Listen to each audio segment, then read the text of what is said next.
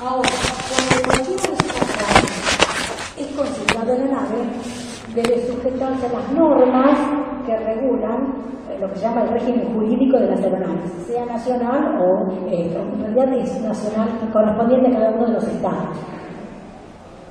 ¿Qué no son consideradas aeronaves hoy por hoy en la República Argentina? No se consideran aeronaves las paracaídas, los parapentes, los aladeltas, los drones. Es interesante destacar en este caso que, hablando de regulación jurídica, cuando dicen hablar de regulación jurídica es una cosa que no tiene regulación jurídica. Entonces, bueno, ¿qué tenemos trabajado hasta este momento? Miren, en el año 44, 70 años, en el año 44, finalizada la Segunda Guerra Mundial, se lleva a cabo la Conferencia Internacional de Aviación Civil, cuyo corolario es la Convención de Aviación Civil Internacional, que se conoce como el Convenio de Chicago del 44. Es un documento con plena vigencia hasta nuestros días, y que ha creado como un gran logro un organismo que es la Organización de Aviación Civil Internacional, la OACI, o las siglas en inglés ICAO. Posiblemente pido disculpas para algunos si esto es conocido, me repito como una introducción. ¿Qué pretendía el convenio? ¿Qué pretendían los estados allá por el año 44? Fíjense, la unificación de normas y procedimientos relativos a la aviación civil. En aras a la seguridad, obviamente, la seguridad. El convenio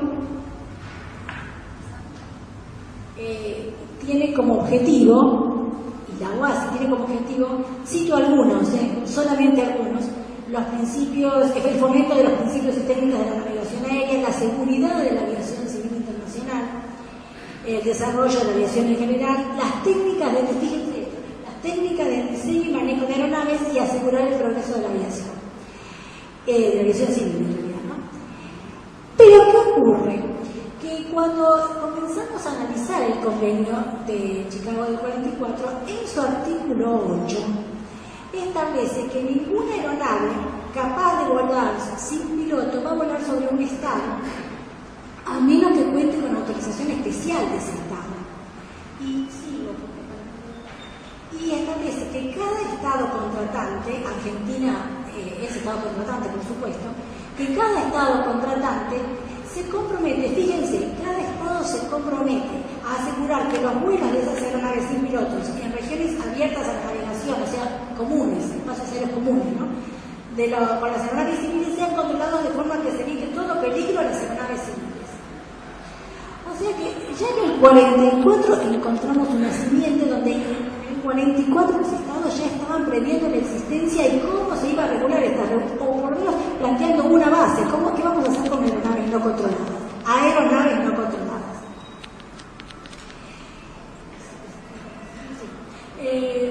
En todo esto, la OASI, que tiene una muy prolífera trabajo en todas las cuestiones jurídicas, ya desde antes, de 2013, comienza a tratar el tema de las aeronaves no controladas. En el 2005, fíjense ustedes, 10 años, 9 años, la incorpora a la agenda. En el 2006 se hace la primera reunión exploratoria. Y en el 2011 se elabora una circular 328 específicamente, un documento internacional, sobre sistemas de aeronaves no tripuladas. Voy a comentar algunas cuestiones, es muy largo y complejo este documento, algunas cuestiones que se plantean aquí.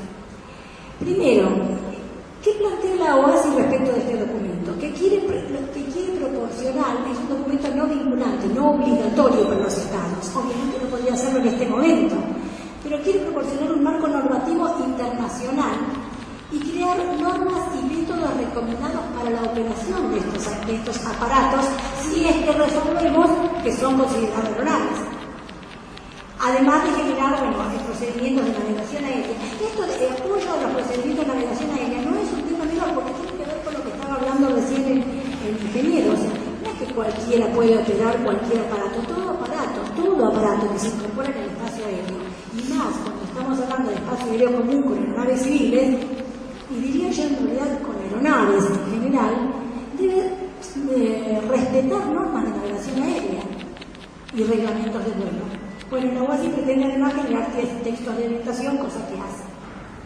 Fíjense que además el objetivo es afianzar la operación normal de las aeronaves no controladas en todo el mundo en forma segura, armonizada y fluida, comparable a las operaciones tripuladas.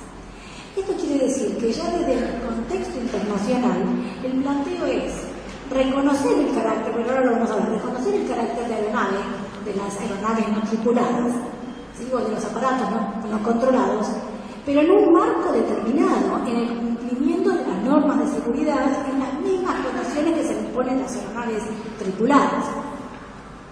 Esto tiene una cosa muy buena, que es que las reconoce como aeronaves, y una cosa mala, si se quiere ver desde algún lugar, que le imponen una regulación específica y muy severa, porque en realidad todo lo relacionado, Argentina en este momento también a la cabeza, todo lo relacionado con la seguridad operacional es motivo de tratamiento de los estados, a nivel internacional, pero además cada uno de los estados a nivel interno.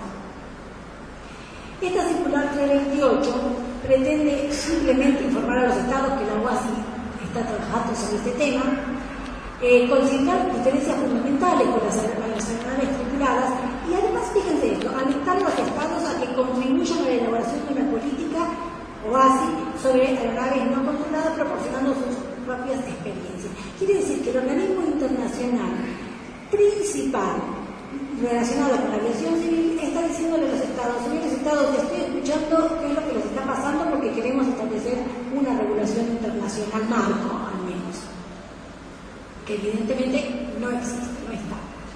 ¿Cómo define esta circular 328 las aeronaves no tripuladas? Las aeronaves tripuladas no son aeronaves, son aeronaves, eso ya lo dije, y además lo que plantea este documento es que muchas de las normas y métodos recomendados, aclaro, normas y métodos recomendados tienen una sutil diferencia. Las normas son obligatorias, de aplicación obligatoria en los estados, mientras que los métodos recomendados son de aplicación sugerida a los estados, ¿sí? Entonces dice que hay muchas normas y métodos recomendados que también se tienen que aplicar a las aeronaves no controladas. Pero para la integración, que es el documento que es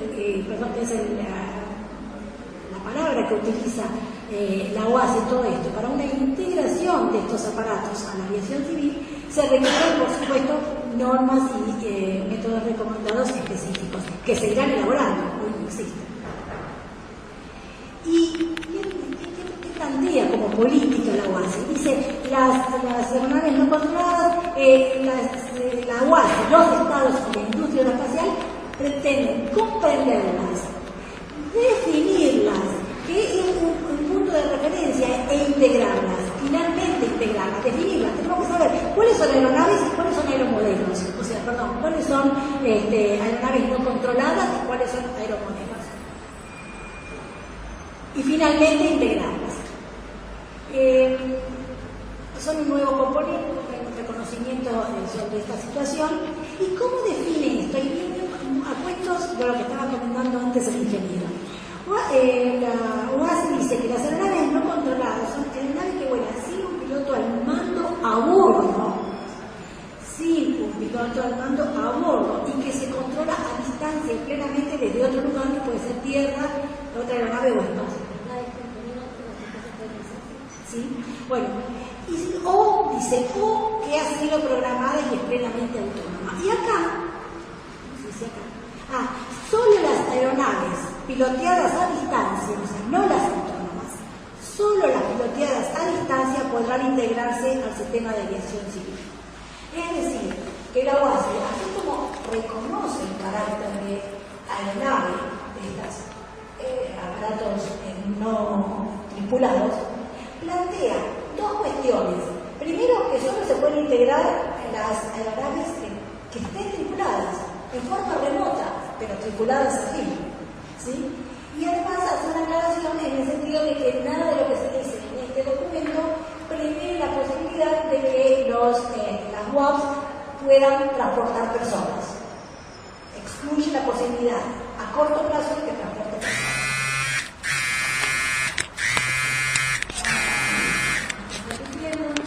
Entonces, ¿qué plantea como principio general la base?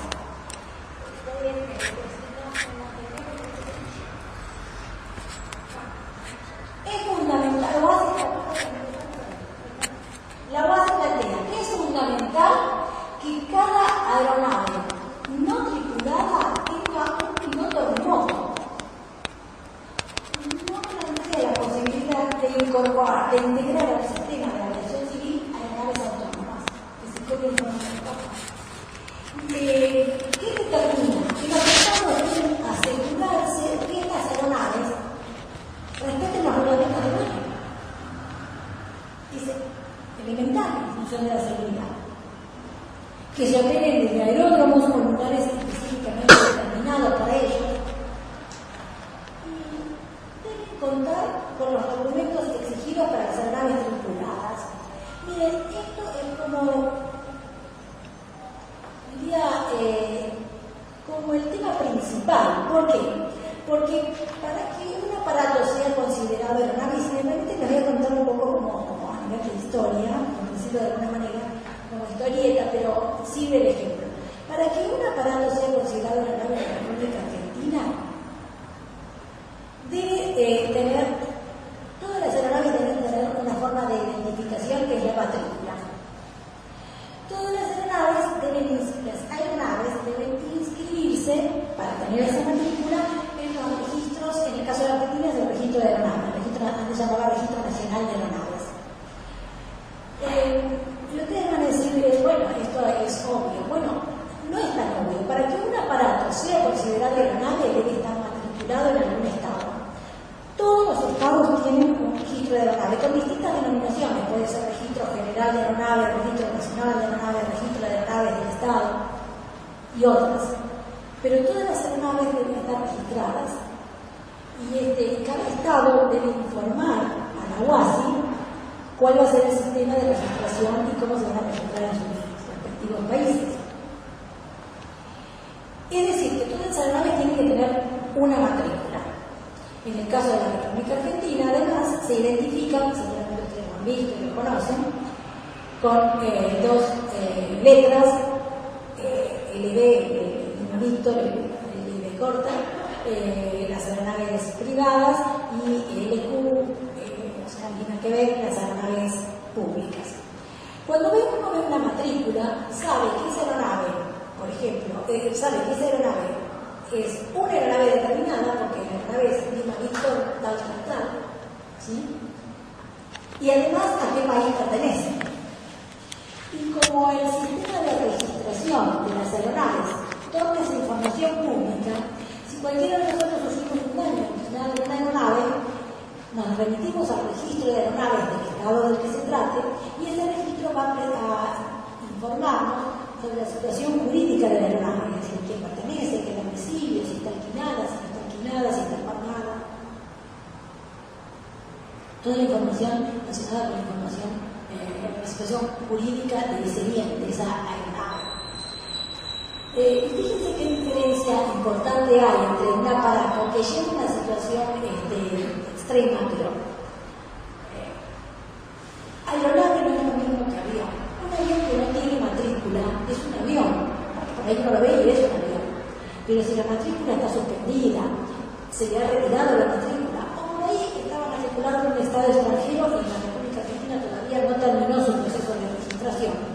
Eso es un avión, pero no es una aeronave jurídicamente y no puede volar. Yéndoles un ejemplo extremo, si ustedes llevan a una calecita